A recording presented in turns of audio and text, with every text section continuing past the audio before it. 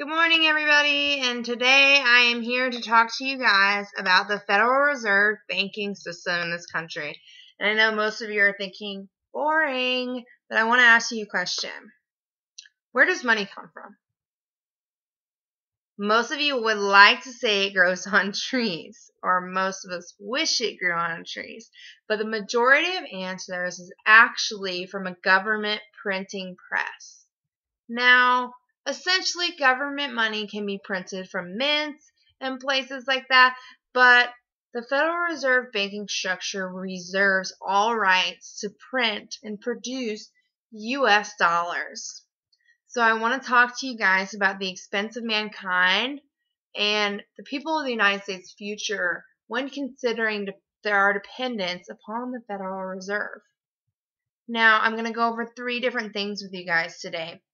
The history and the formation of the Federal Reserve, auditing the Federal Reserve, and the implications that are implied if we cannot oversee this banking system. So first, let's go into a little bit of history about the Federal Reserve. Now, in 1910, Senator Aldrich, Rockefeller, Rothschild, to name a few, it was a group of elitists that gathered together in secrecy to create the Federal Reserve Act. Now, essentially, they were trying to prevent a panic of 1937 from happening again. They came up with this idea, which is called fractional reserve banking, and they wanted to produce it on a national scale. When they brought this act to Congress, it was initially denied, but ended up going into practice December 23rd of 1913. That's when President Wilson signed the act into action. Now, although it appears to be an act of reform, the idea of currency itself is essentially just nothing. We are indebted to the Federal Reserve, possibly preserving the value of the dollars, but dollars are essentially receipts or debts or a Federal Reserve note. So if you look at any dollar, what I'd like you to note is that we are actually borrowing this money from the private banking system of the Federal Reserve. They are a separate institution than the United States government. This template was taken from the English Bank of England and was put into effect into America. And essentially, it's just promoting the idea of capitalism and bureaucracy. Democracy is no longer a pure entity when we're using a banking system like the Federal Reserve. So, I'd like to go into the audit portion of my speech, and I want to talk to you guys about the large amount of money that are unaccounted for, because essentially the Federal Reserve banking system is nothing but a scam. Now, the vast majority of Americans actually agree with auditing the Federal Reserve. I'd like to show you guys a figure that only 1 in 10 Americans disagree with auditing the Federal Reserve. There is so much money unaccounted for.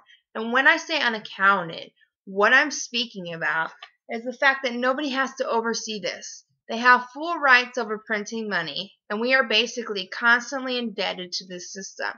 So it's an endless, vicious cycle. We don't know how much money they have. We don't know how much gold and silver we have. We essentially have no idea what's going on in the central banking system.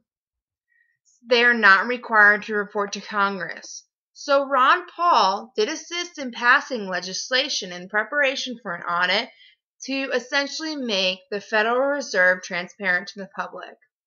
Now, the law was essentially passed, but this was for deeper issues and how the Fed makes monetary policy with foreign banking systems. This issue is actually still being stipulated within Congress, but overall, the Federal Reserve is long overdue for an audit. Now, I'd like to move on and talk to you guys about one of the more scary ideals of the Federal Reserve.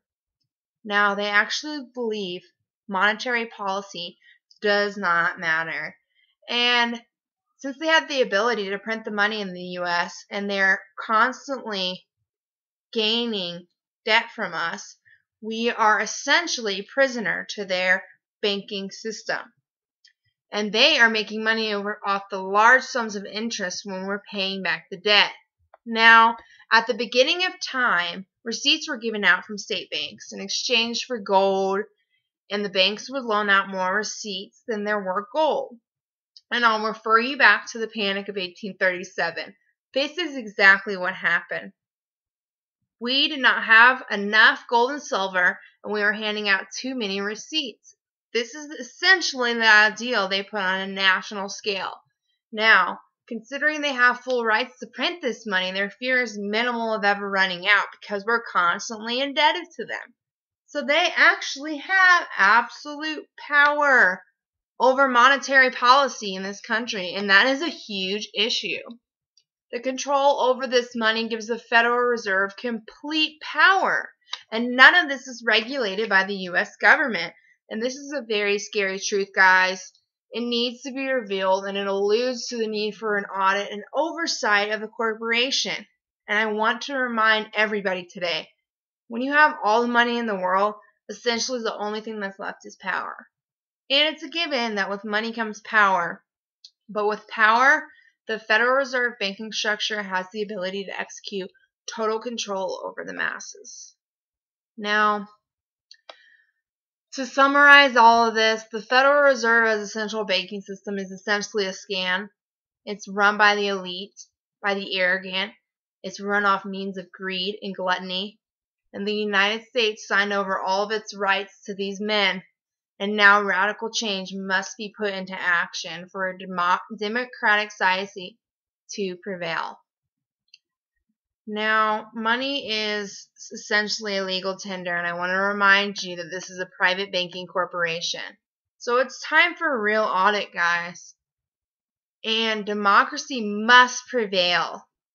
The time is now. So I'm going to ask you to inform others of this scam. If you didn't already know about it, tell somebody else. And in turn, they're going to tell somebody else.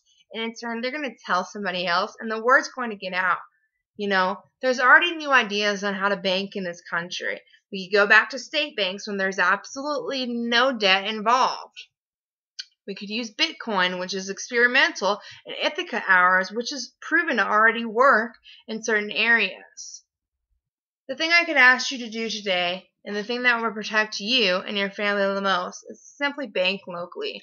Start there and join the movement now to end the Fed.